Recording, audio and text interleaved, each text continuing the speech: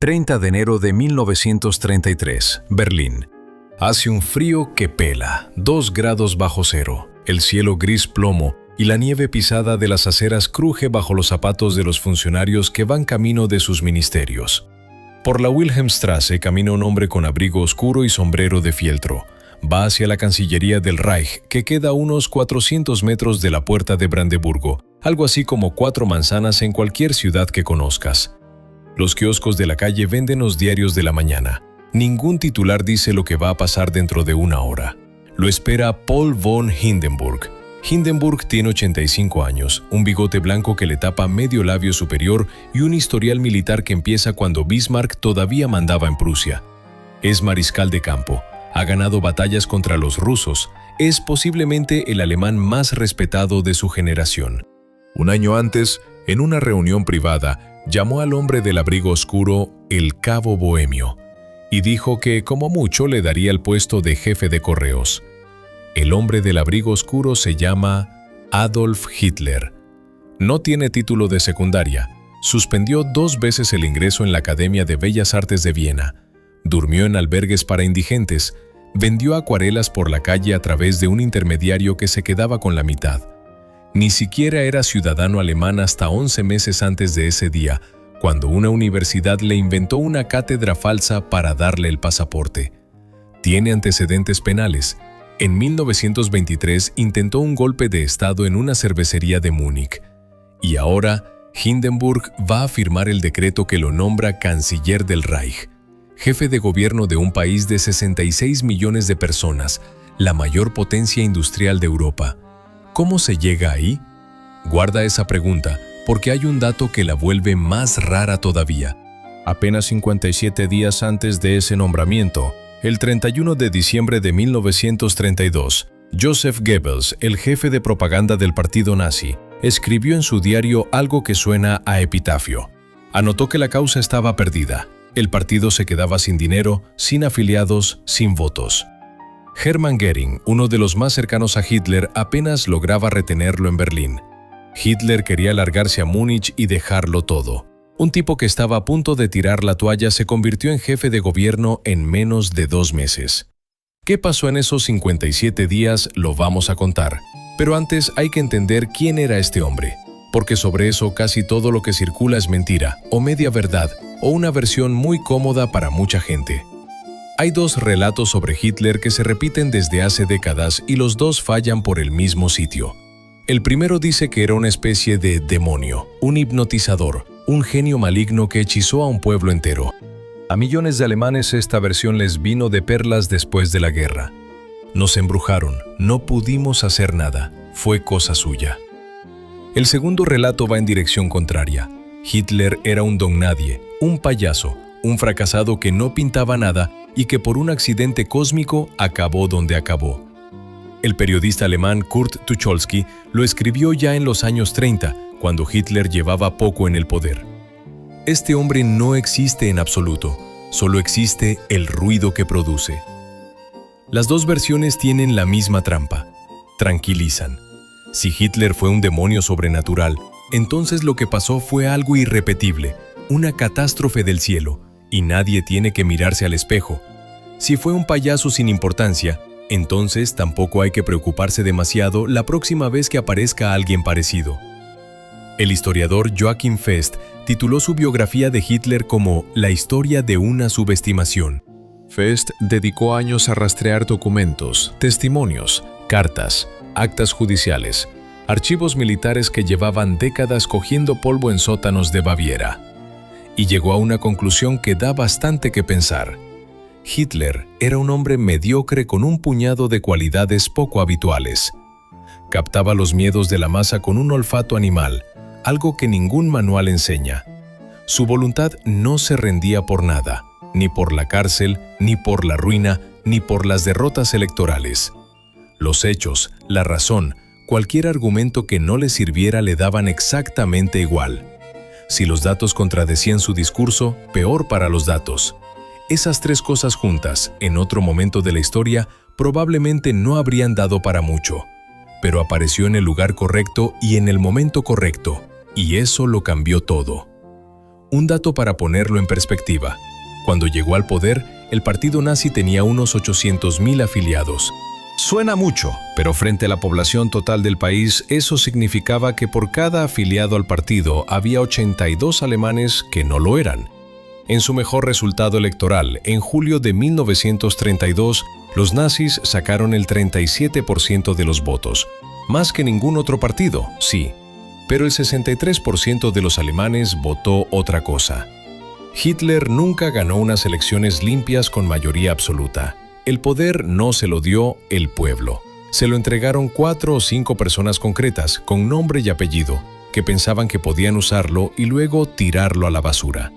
Y aquí viene lo del pasaporte, que parece un chiste, pero ocurrió de verdad. El 26 de febrero de 1932, la Universidad Técnica de Braunschweig le asignó una cátedra universitaria, a un tipo sin bachillerato, sin carrera, sin ninguna publicación académica, que había suspendido 2 veces el examen de ingreso en una escuela de bellas artes. Lo nombraron profesor de Pedagogía Orgánica y Política, un título inventado, una cátedra fantasma que duró un día. Nadie le pidió dar una clase, nadie esperaba que apareciera por la facultad. La única razón era que el puesto venía con la nacionalidad del estado de Braunschweig, que automáticamente le daba la ciudadanía alemana. Sin ese trámite, Hitler no podía presentarse a las elecciones presidenciales de abril. El futuro dictador de Alemania obtuvo su pasaporte alemán gracias a un papelito universitario que nadie se tomó en serio. Hay algo casi cómico en la imagen. Un hombre que pretendía gobernar Alemania necesitaba primero ser alemán, y para hacerlo necesitaba fingir que era profesor. ¿Cómo una persona así, sin estudios, sin nacionalidad propia hasta los 42 años, sin dinero, con antecedentes por intento de golpe de Estado, se convierte en 14 años en el amo de Europa? ¿Y por qué nadie de los que podían haberlo frenado movió un dedo a tiempo? Los historiadores llevan 80 años discutiendo sobre la respuesta. Hay una escuela, los llamados estructuralistas, que dice que el ascenso de Hitler fue inevitable, que las condiciones económicas y sociales de Alemania lo hacían casi matemático. La humillación de Versalles, la hiperinflación, el desempleo, la debilidad de las instituciones democráticas, todo apuntaba al mismo sitio. Hay otra escuela, los intencionalistas, que dice exactamente lo contrario, que fue un accidente, una cadena de decisiones individuales que podrían haber ido de otra manera en cualquier cruce. Si Hindenburg hubiera dicho que no, si Papen no hubiera conspirado, si los comunistas y los socialdemócratas se hubieran puesto de acuerdo en vez de pelearse entre ellos. La primera versión suena a fatalismo, la segunda suena a casualidad. Los historiadores siguen discutiendo, y probablemente la verdad esté en algún sitio incómodo entre las dos, en un lugar donde las fuerzas de la historia y las chapuzas de las personas se mezclan de un modo que nadie supo ver a tiempo. Vamos a intentar contarlo como fue, con nombres, con fechas, con los detalles que normalmente se saltan. Y para eso primero hay que hablar de las fuentes, porque la fuente principal sobre la vida de Hitler es un libro que él mismo dictó en la cárcel, y en ese libro casi todo es propaganda disfrazada de autobiografía. En 1924, en una celda de la fortaleza de Landsberg, un preso con bigote recortado le dicta un libro a su compañero de celda, Rudolf Hess. La celda, por cierto, no se parece mucho a una celda. Tiene ventana con vistas al jardín, una mesa de escritorio, estantes con libros que le han traído los visitantes.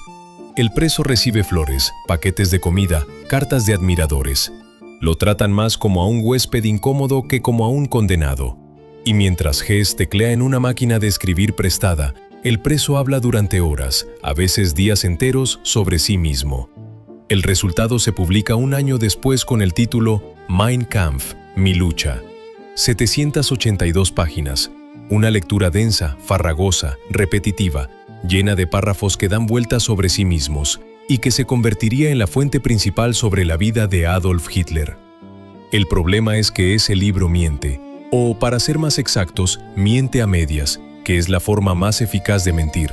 Hitler se presenta en sus páginas como un huérfano que sobrevivió solo en Viena desde los 17 años, en la miseria más absoluta, sin ayuda de nadie. La imagen del genio solitario forjado por el sufrimiento. Bonita historia, falsa. En realidad cobraba una pensión de orfandad bastante decente porque su padre había sido funcionario de aduanas del Imperio Austrohúngaro. Después heredó dinero de su madre y más tarde de una tía. Los historiadores han reconstruido el cuadro real tirando de informes policiales vieneses, testimonios de compañeros de residencia, cartas que él nunca pensó que saldrían a la luz, los diarios personales de Goebbels y declaraciones dispersas de gente que lo trató antes de que fuera alguien. Cada dato se extrae como un hueso de una excavación, con pinzas, con cuidado y sabiendo que el esqueleto nunca va a estar completo. Y hay un hueso que falta por completo. A día de hoy nadie sabe con certeza quién fue el abuelo paterno de Hitler. Su padre, Alois, nació como hijo ilegítimo de una criada de pueblo llamada Maria Schicklgruber. ¿Quién era el padre? Una versión dice que un comerciante judío de Graz, de apellido Frankenberger, en cuya casa María trabajaba como sirvienta. Otra versión señala a uno de los dos hermanos Hitler, o Hitler, según el registro, de una aldea perdida de la Baja Austria, donde todos estaban emparentados con todos. No hay documento que cierre la cuestión. El propio Hitler, según varios testimonios, tampoco lo sabía, y precisamente por eso, cuando llegó al poder, bloqueó con una furia desmedida cualquier intento de investigar sus orígenes familiares. Mandó borrar archivos parroquiales, prohibió que los periodistas hicieran preguntas. Alguien que dedicaba discursos enteros a hablar de pureza racial tenía un agujero negro en su propio árbol genealógico. Braunau am Inn, 20 de abril de 1889. Un pueblo austríaco pegado a la frontera con Baviera, tan pequeño que puedes cruzarlo a pie en 15 minutos. La casa donde nació Hitler, en la Salzburger Vorstadt, daba a la calle principal. Su padre, Alois, había salido de la nada. Hijo ilegítimo, criado en la pobreza, con solo 4 cursos de escuela primaria, trepó por el escalafón de la administración imperial hasta llegar a inspector jefe de aduanas. Para alguien de su origen, eso equivalía a lo que hoy sería pasar de repartidor a director de una delegación de Hacienda.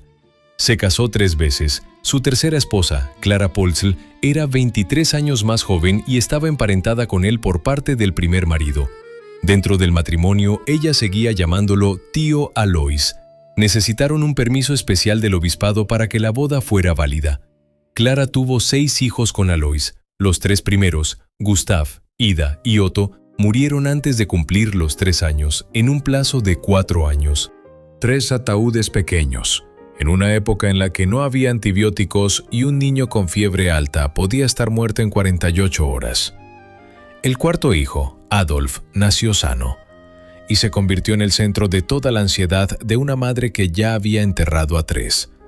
Lo protegía, lo mimaba, le tenía un miedo irracional a que enfermara. El médico de la familia, Eduard Bloch, judío, por cierto, dato que los biógrafos no pasan por alto, declaró después que nunca había visto un duelo tan devastador como el de Adolf cuando Clara murió de cáncer de mama en 1907. Bloch dijo que el joven Hitler se sentó junto a la cama de su madre muerta y dibujó su rostro. Tenía 18 años. En la escuela primaria del pueblo, donde había una sola aula y un solo maestro, Adolf sacaba buenas notas. Cuando la familia se mudó a Linz, una ciudad de 60.000 habitantes, comparable a lo que hoy sería Cuenca o Mérida, todo se desmoronó. Repitió curso, suspendió exámenes de paso.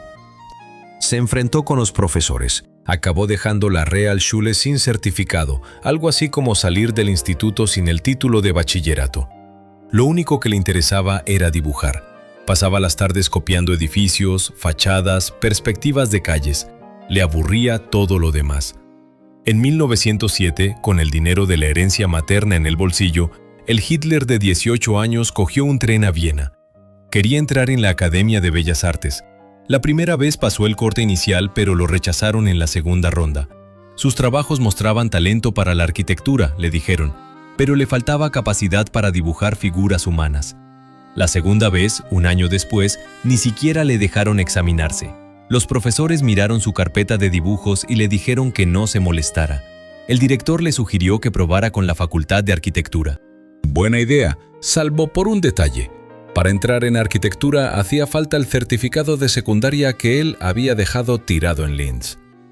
5 años vivió en Viena, primero gastando la herencia, después vendiendo acuarelas de postales, vistas de la ópera, del parlamento, de iglesias, a través de un intermediario llamado Reinhold Hannisch, que colocaba los cuadros en tiendas de marcos y tabernas.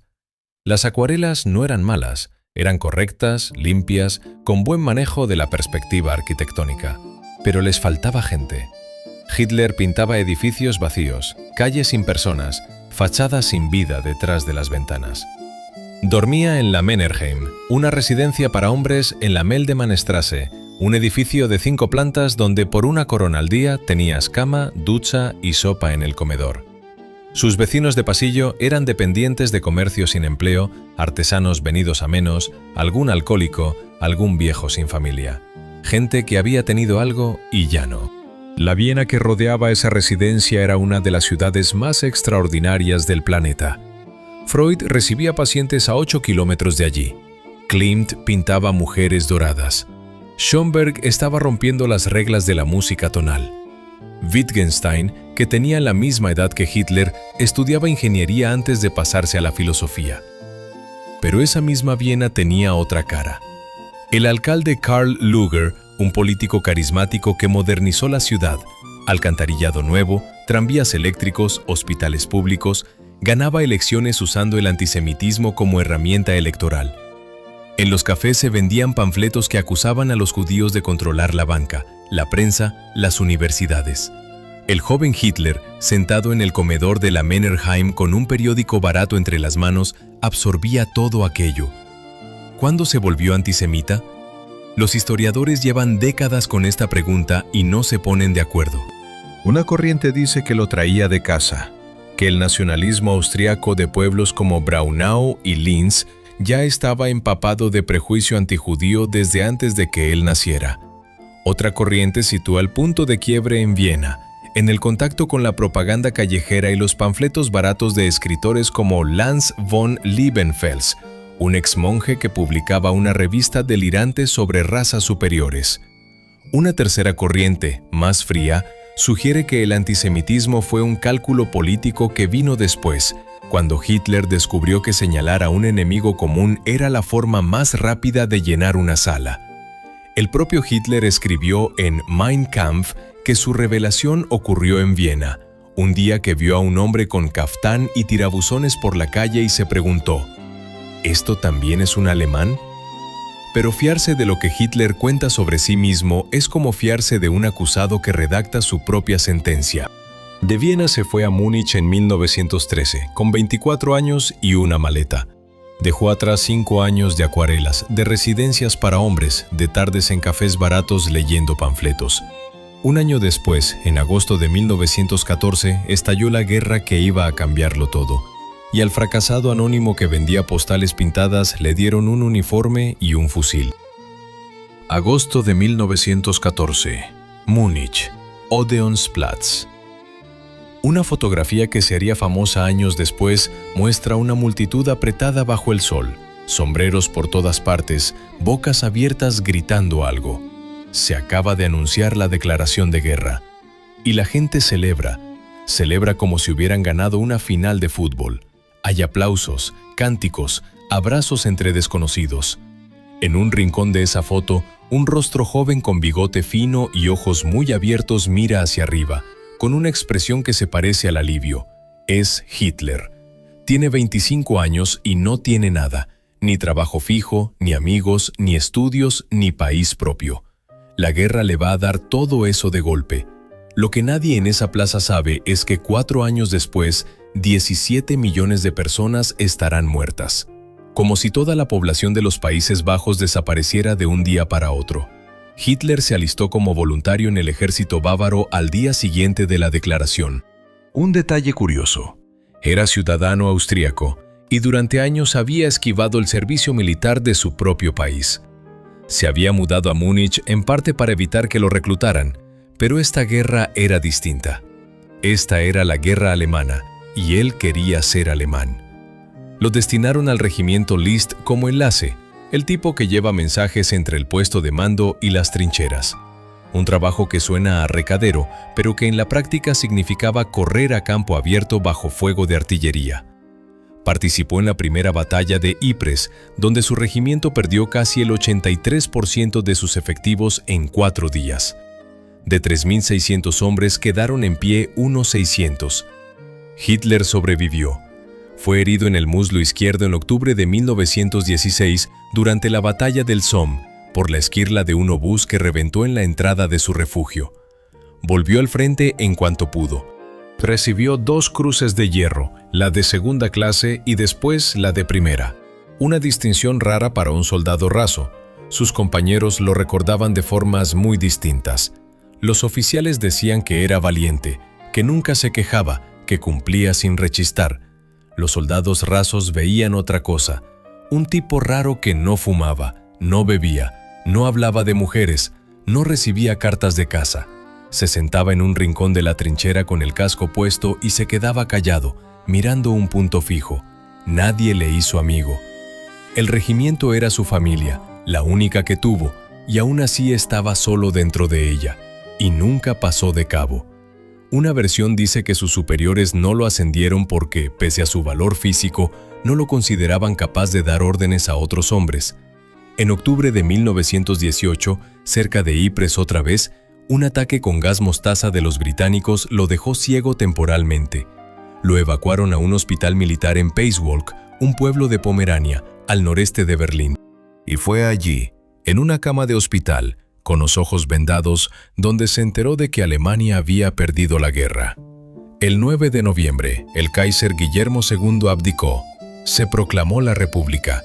Los generales que sabían desde el verano que la guerra estaba perdida, que el ejército se desangraba, que los refuerzos estadounidenses llegaban a razón de 300.000 soldados al mes, dejaron que fueran los políticos civiles quienes firmaran la rendición.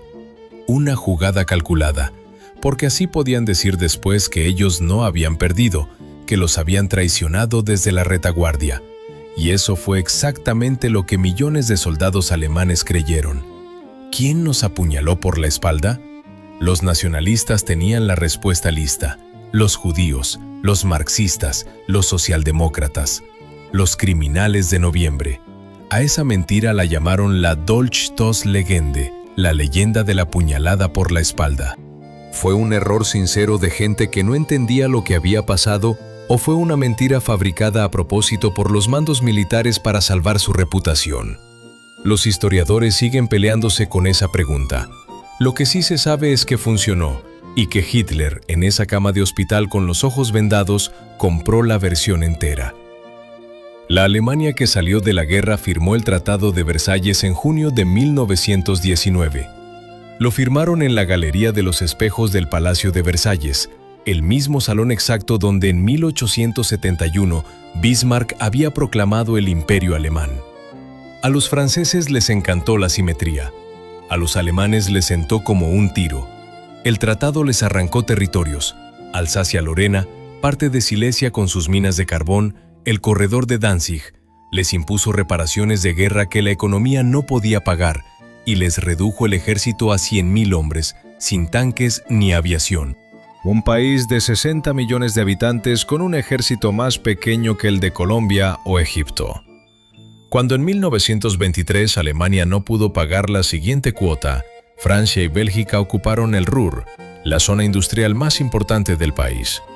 La respuesta del gobierno alemán fue llamar a la resistencia pasiva y seguir imprimiendo billetes. La inflación se disparó hasta un punto que cuesta imaginar.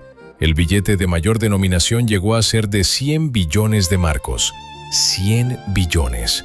Y ese billete valía $25. Un café costaba por la mañana 5.000 marcos y por la tarde ya iba por los 20.000. La gente cobraba el sueldo 2 veces al día y corría a gastarlo antes de que perdiera la mitad de su valor entre el mediodía y la cena.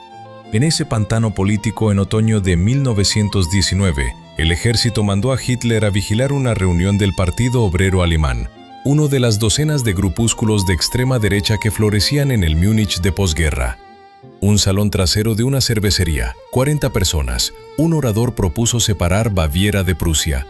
Hitler, que se suponía que estaba allí solo para observar y tomar notas, se levantó de un salto y le echó encima un discurso improvisado con tal furia que el fundador del partido, un cerrajero llamado Anton Drexler, le dijo al de al lado: «A este tío nos lo quedamos». Le mandaron un carnet de afiliado, según unas fuentes con el número 7, según otras el 555.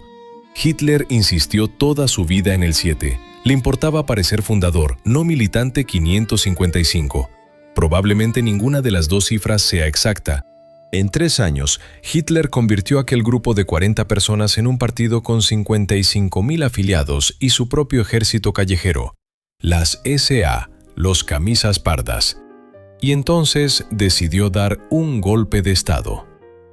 8 de noviembre de 1923, cervecería Burger Braukeller, la más grande de Múnich, capacidad para 3.000 personas.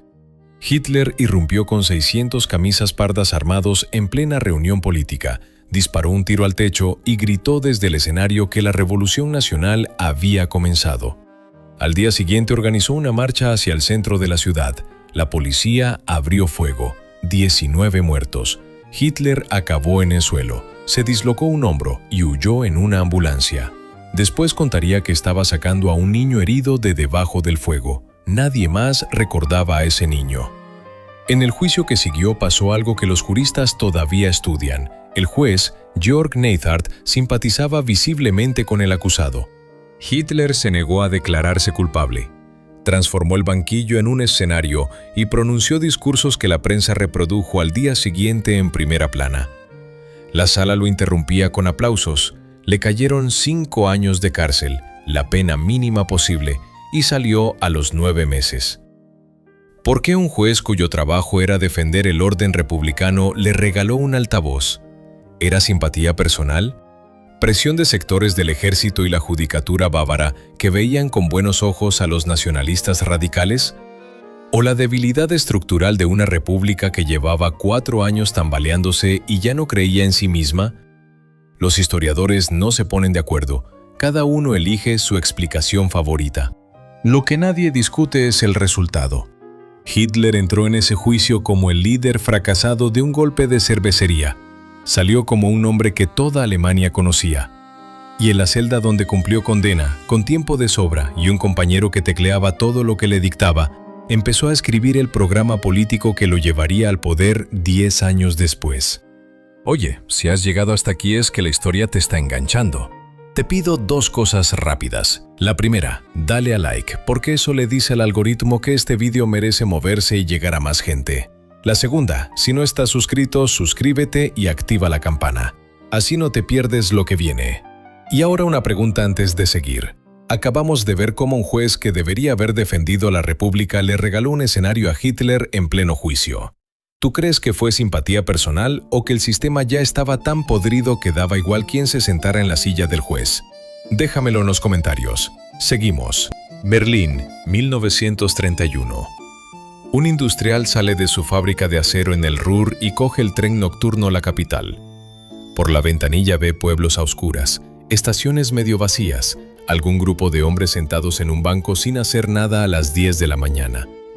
Alemania tiene 6 millones de parados. 1 de cada 3 trabajadores del país no tiene empleo. Los comunistas sacan cada vez más votos. Los gobiernos duran meses, a veces semanas, y en los mítines del sur, en Múnich, en Nuremberg, hay un tipo con bigotito recortado que grita cosas que a nuestro industrial le suenan a delirio, pero que llenan estadios de 20.000 personas. El industrial piensa lo que piensan casi todos en su círculo. A lo mejor se le puede usar. A lo mejor este tipo pone orden en la calle, frena a los comunistas y después se le quita de en medio. Un perro guardián con correa. Así pensaron demasiados. Ninguno acertó. Porque hay que entender una cosa. Los nazis no crecieron en línea recta. Entre 1925 y 1929, Alemania vivió un periodo de estabilización económica relativa, con inversión extranjera, sobre todo estadounidense, y algo parecido a la normalidad. En las elecciones de mayo de 1928, los nazis sacaron un 2,6% de los votos. Un partido irrelevante, de barricada, que nadie tomaba en serio fuera de las cervecerías de Baviera. Si la economía hubiera seguido funcionando, probablemente habrían acabado disolviéndose o metiéndose en una esquina marginal de la política alemana. Y entonces, el 24 de octubre de 1929, se hundió Wall Street. La Gran Depresión golpeó a Alemania con una brutalidad especial. El país funcionaba con créditos estadounidenses a corto plazo, préstamos que los bancos americanos podían reclamar en cualquier momento. Y los reclamaron, de golpe. La cadena fue rápida. Los bancos alemanes se quedaron sin liquidez, las empresas cerraron, el desempleo se disparó.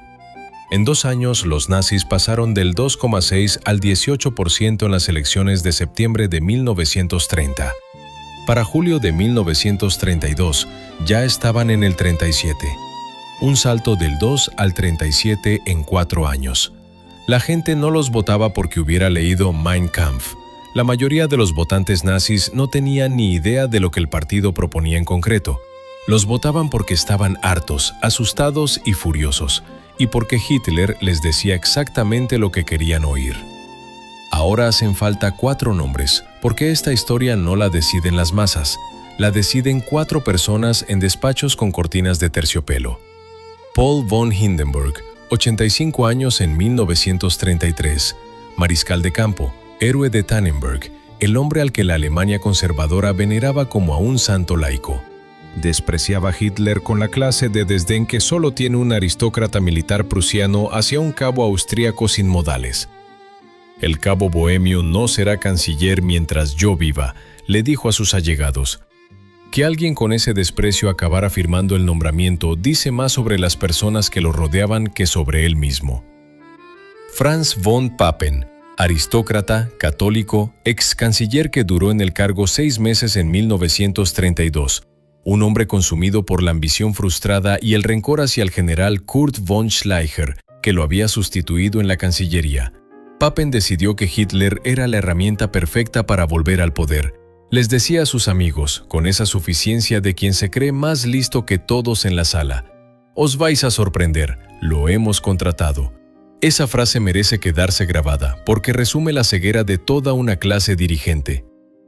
Schleicher, general, político de trastienda, el último canciller de la República de Weimar. Aguantó menos de 2 meses en el cargo. Intentó montar una coalición de moderados que incluyera al ala izquierda del partido nazi y a los sindicatos. Fracasó. Y Alfred Hugenberg, el magnate de prensa más poderoso de Alemania, dueño del mayor grupo editorial y de la productora de cine UFA. Hugenberg decidió aliarse con los nazis convencido de que, a través de sus periódicos y sus noticiarios de cine, podría manejarlos como marionetas. Les abrió sus medios, les dio cobertura, les prestó credibilidad ante los sectores conservadores. Otro que pensó que la correa del perro la tenía él. Enero de 1933, menos de 2 meses que cambiaron todo. El 4 de enero, en una villa privada de Colonia, propiedad del banquero Kurt von Schröder, se reunieron en secreto Hitler y Papen. Pactaron un gobierno de coalición, Hitler canciller, Papen vicecanciller y, según su propio diseño, vigilante del canciller. Los nazis recibirían solo 2 carteras de 11 en el gabinete, interior para Frick y un ministerio sin cartera para Göring. 2 de 11. Papen estaba convencido de que con esa proporción los conservadores mantendrían el control real. El 22 de enero, otra reunión, esta vez entre Hitler y el hijo del presidente, Oskar von Hindenburg. Nadie sabe exactamente qué se dijeron, porque la conversación fue a solas. Lo que sí se sabe es que Oskar entró en esa habitación escéptico y salió convertido en defensor del nombramiento. Hay quien dice que Hitler lo amenazó con sacar a la luz un escándalo fiscal vinculado a la finca familiar de los Hindenburg en Neudeck. Hay quien dice que simplemente lo convenció. Otra de esas preguntas que los historiadores no pueden cerrar con documentos, porque los documentos no existen o fueron destruidos. El 28 de enero, Schleicher dimitió. Hindenburg aceptó la dimisión. Y entonces el anciano, que llevaba meses resistiéndose al nombramiento de Hitler, cedió. Hay una frase que se le atribuye y que aparece en varias fuentes, aunque no todas coinciden en la formulación exacta. Tengo un pie en la tumba. No sé si en el cielo tendré que arrepentirme de esta decisión. 30 de enero de 1933. Hitler jura el cargo. Y ahora viene lo que se anunció al principio de todo esto.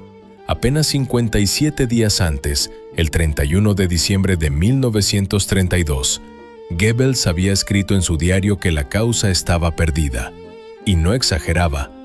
En las elecciones de noviembre, el partido había perdido 2 millones de votantes y 34 escaños. La caja del partido estaba vacía. Las SA, los camisas pardas, llevaban semanas sin cobrar y empezaban a amotinarse en algunas ciudades. Göring tuvo que ir personalmente a disuadir a Hitler de largarse a Múnich y abandonar la política. ¿Qué cambió en esos 57 días? Papen. Mientras Hitler estaba al borde de tirarlo todo, Papen trabajaba para él sin que nadie se lo hubiera pedido. Organizó la reunión de Colonia, convenció a Hindenburg padre y al entorno de Hindenburg hijo, diseñó la fórmula de gobierno que hacía creer a los conservadores que tenían el control. El hombre que salvó la carrera de Hitler no fue un nazi, fue un aristócrata católico que quería vengarse de Schleicher y volver al poder a cualquier precio. El día de la toma de posesión, alguien del cuerpo diplomático extranjero, las fuentes no coinciden en quién, llamó a Hitler el canciller con grilletes. Esa misma noche, las SA desfilaron con antorchas por la puerta de Brandeburgo. Lo que pasó después fue rápido. En febrero, el incendio del Reichstag le dio a Hitler la excusa para suspender los derechos civiles. En marzo, la ley habilitante le otorgó poderes para gobernar sin parlamento. Hugenberg perdió su ministerio y su partido se disolvió. Papen acabó de embajador en Viena, lejos del poder que creyó controlar. A Schleicher lo asesinaron los nazis el 30 de junio de 1934, durante la noche de los cuchillos largos, junto con su esposa, en su propia casa.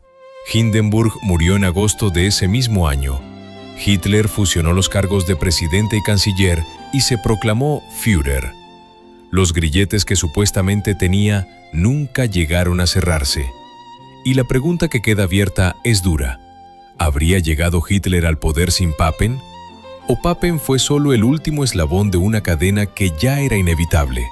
Los historiadores que creen en la estructura dicen que, con o sin Papen, las condiciones económicas y sociales habrían producido algo parecido. Los que creen en las decisiones individuales dicen que enero de 1933 fue un accidente fabricado por un puñado de hombres que jugaron con fuego y se quemaron. Ninguno de los dos bandos puede demostrar que el otro se equivoca. Hay una foto de la noche del 30 de enero de 1933. Se ve la puerta de Brandeburgo iluminada por antorchas. Miles de camisas pardas desfilan en columnas apretadas, con las llamas reflejándose en los cascos y en los cristales de las ventanas de la Wilhelmstrasse. El resplandor anaranjado llega hasta el Tiergarten. Desde un balcón de la Cancillería, una silueta con abrigo oscuro saluda con el brazo extendido. Los vecinos de los pisos de enfrente miran desde detrás de las cortinas. Algunos aplauden, otros cierran la ventana y apagan la luz. Un diplomático francés que observaba el desfile anotó que le recordaba a una procesión medieval. Esa noche, el editor del diario comunista Rote Fahne escribió con una seguridad que da escalofríos leer hoy. El Berlín rojo mantiene la calma. En 3 meses no quedará ni rastro de este esperpento. No pasaron ni 3 semanas antes de que empezaran a detener a sus compañeros de redacción. Vamos a poner las piezas en orden, porque a lo largo de todo lo que hemos contado hay una pregunta que no ha dejado de dar vueltas. ¿Qué fue Hitler? ¿Un monstruo? ¿Un accidente? ¿Un producto inevitable de su tiempo? La respuesta más cómoda sería elegir una de esas opciones y quedarse tranquilo. Si fue un monstruo, un caso único, un fallo en la naturaleza humana, entonces podemos archivar su historia como una anomalía y seguir adelante. Si fue un accidente, un tropiezo del destino que se podría haber evitado con un poco más de suerte, entonces tampoco hace falta pensar demasiado. La respuesta incómoda es que Hitler fue un ser humano corriente con unas cuantas habilidades fuera de lo común, nacido en una época que esas habilidades podían explotar al máximo, y eso es lo que cuesta digerir, porque significa que las condiciones que lo hicieron posible no eran sobrenaturales, eran concretas, y se pueden repetir. ¿Qué hizo falta para que un tipo sin bachillerato, sin nacionalidad, sin dinero, que dormía en una residencia para hombres en Viena vendiendo acuarelas de postales, acabara dirigiendo un país de 66 millones de personas? Hace falta contarlo con los dedos, porque la lista no es larga. Un país humillado por una derrota militar y un tratado de paz que se vivió como un castigo. Un hundimiento económico que dejó a 6 millones de personas sin trabajo y a familias enteras haciendo cola para un plato de sopa. Una oposición política que se dedicaba a pelearse consigo misma en vez de unirse contra el peligro común. Los comunistas y los socialdemócratas se odiaban más entre ellos que al enemigo que tenían delante. Unas élites económicas y militares convencidas de que podían usar al radical como herramienta y tirarlo cuando ya no sirviera. Y millones de votantes que no elegían a Hitler por lo que prometía, sino contra todo lo que ya no aguantaban. El historiador Mark Masur escribió un libro sobre la Europa de entreguerras y le puso un título que lo dice casi todo: El continente oscuro. Porque lo que pasó en Alemania no fue una excepción aislada, fue la versión más extrema de algo que estaba pasando en media Europa al mismo tiempo. Italia ya tenía Mussolini desde 1922, 3 años antes de que Hitler saliera de la cárcel. Hungría era una dictadura desde 1920, Portugal desde 1926. Polonia dejó de ser una democracia plena en 1926, cuando Pilsudski dio su golpe de Estado. España cayó en 1936, Rumanía en 1938, Grecia, Yugoslavia, los países bálticos. El culto a la fuerza, el desprecio por el parlamento, la búsqueda de un enemigo interno al que echarle la culpa de todo, eso no fue cosa de los alemanes. Estaba en el aire de la época como una gripe que cruzaba fronteras. De las democracias que nacieron en Europa tras la Primera Guerra Mundial, la mayoría no llegó viva a la Segunda. Los alemanes no eran un pueblo predestinado al mal, eran un pueblo corriente en circunstancias fuera de lo corriente. El historiador alemán Joachim Fest escribió que Hitler fue el resultado del desarrollo alemán, pero también del europeo, y de lo que Fest llamaba un fiasco universal. Esa frase no le quita responsabilidad al pueblo alemán, pero la distribuye y obliga a mirar más allá de un solo país. Hay un detalle que merece pararse a pensar. Hitler avisó de lo que iba a hacer. Lo escribió en Mein Kampf, 782 páginas donde dejó claras sus intenciones sobre los judíos, sobre el espacio vital en el este, sobre la destrucción de la democracia parlamentaria. Lo dijo en los mítines delante de miles de personas, con micrófonos y cámaras. No se escondía, y no le creyeron. Lo tomaron por retórica de barricada, por exageración electoral, por ruido que se disiparía en cuanto tuviera que sentarse a gobernar en serio. Papen creía que lo había contratado. Hugenberg creía que lo controlaba a través de la prensa. Hindenburg creía que 2 ministros nazis de 11 no daban ni para preocuparse. El editor de Rote Fahne creía que en 3 meses se habría evaporado. Todos subestimaron al hombre que les había dicho a la cara lo que pensaba hacer. En 1932, a los nazis se les podía haber frenado. Su influencia iba en declive. Las elecciones de noviembre les habían quitado 2 millones de votos. La economía, aunque lentamente, empezaba a recuperarse. Los comunistas podían haberse aliado con los socialdemócratas para formar un bloque de izquierdas contra los nazis, pero Moscú lo prohibió expresamente. La línea oficial del Comintern decía que el enemigo principal son los socialdemócratas, a los que llamaban socialfascistas. Un nombre que suena a chiste trágico visto desde hoy. Hindenburg podía haber denegado el nombramiento, como había hecho durante meses, pero su hijo lo convenció después de una reunión nocturna de la que no quedan actas. Papen podía no haber conspirado, pero quería vengarse de Schleicher, y esa venganza le importaba más que el destino de la República. Los historiadores llaman a todo esto las múltiples oportunidades perdidas. Cada una tiene un nombre, una fecha, un despacho concreto donde alguien tomó una decisión o dejó de tomarla. Y la pregunta que queda es la que nadie puede responder por ti. Si hubieras estado en la Alemania de 1932, ¿quién habría sido? ¿El que veía el peligro y gritaba sin que nadie lo escuchara? ¿El que pensaba que todo aquello se disolvería solo, que las instituciones aguantarían, que la cosa no era para tanto? ¿El que creía que al radical se le podía usar y luego apartar? ¿O el que simplemente quería orden, quería que alguien pusiera mano dura, costara lo que costase?